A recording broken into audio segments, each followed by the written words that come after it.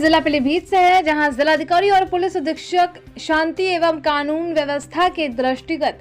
राजकीय drama college में mock drill का आयोजन कर आमजन को आपातकालीन परिस्थितियों के दौरान अपनाई जाने वाली सावधानियों, सुरक्षात्मक उपायों के प्रति जागरूक किया गया। तो वहीं पुलिस अधीक्षक अभिषेक यादव के द्वारा नागरिकों से ये भी अपील की गई कि वे अफवाहों पर ध्यान न दें, शांति बनाए रखें और किसी भी संदिग्ध गतिविधि या सूचना के संबंध में तत्काल स्थानीय पुलिस अथवा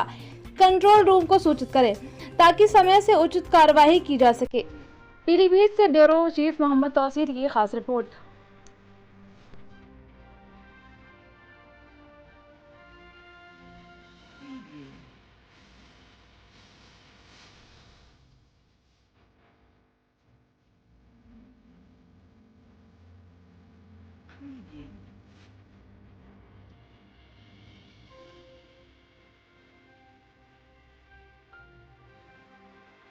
पीलीभीत में आज जैसा कि आप जानते हैं पूरे भारतवर्ष में और उत्तर प्रदेश में भी किस प्रकार से रेड अलर्ट जारी किया गया, उसी को लेके आपात स्थितियों के लिए एक मॉक ड्रिल आयोजित किया गया, जिसका मल्टीपर्पज़ अवेयरनेस का और उसके अलावा तैयारी का हमारा वो था स्कोप, जिसमें सभी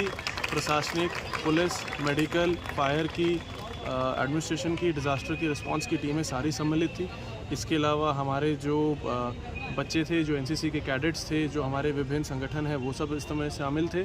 और इसका मल्टीपर्पज़ एक ऑब्जेक्टिव था कि भाई हम अवेयरनेस भी क्रिएट कर सकें कि यदि कभी ऐसी स्थिति उत्पन्न होती है तो उसमें क्या क्या करना है, कैसे आपको जो सायरन वार्निंग के लिए बजाए जाते हैं, एयर सायरन्स जिनको कहा जाता है, उसमें आपको किस तरह से रिएक्ट करना है। उस रिएक्शन के बाद यदि कोई इंजर्ड है, कहीं फायर लगी है, कहीं किसी को प्राथमिक या सेकेंडरी मेडिकल उपचार की आवश्यकता है, तो उसके लिए किस तरह हमारी टीमें काम करेंगी। तो न केवल इसने पब्लिक में जागरूकता के रूप में इस मॉक ड्रिल ने काम किया है, इसके साथ साथ पुलिस की, फायर की, मेडिकल और प्रशासनिक टीमों को किस तरह से रिस्पॉन्ड करना है ऐसी स्थिति में, उनकी भी एक ड्रिल हुई है, जिससे आने वाली ऐसी अगर कभी ऐसी स्थिति उत्पन्न होती है तो हम लोग संपूर्ण रूप से पीलीभीत पुलिस और प्रशासन उस चीज़ के लिए तैयार रहे। तो ये इस चीज़ के लिए आज इस तरह की मॉक ड्रिल। नेपाल सीमा सटी हुई है, ऐसे में क्या एहतियात बरती जा रही है? देखिए, नेपाल बॉर्डर पे जैसा कि आप लोग देख रहे हैं, जनपद पीलीभीत में लगातार पिछले 7-8 दिनों से ही हम लोग अलर्टनेस मेंटेन करे हुए हैं।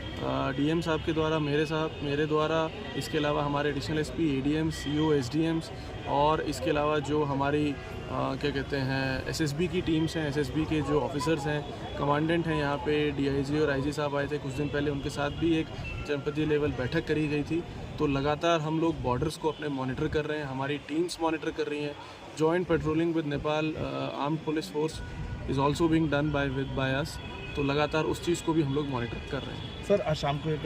पुलिस ब्लैकआउट का कार्यक्रम कर रही है, किस तरीके का कार्यक्रम है, लोगों को क्या संदेश देने की कोशिश कर रही है? देखिए, वो भी एक जॉइंट पुलिस और प्रशासन का कार्यक्रम है, जिसमें ये है कि अगर ब्लैकआउट की रिक्वायरमेंट कभी किसी आपात स्थिति में पड़ती है तो उसमें क्या किया जाएगा, उसमें क्या प्रोसेसेस रहेंगे, तो उसका भी अवेयरनेस और एक ड्रिल, दोनों पर्पज़ से उस चीज़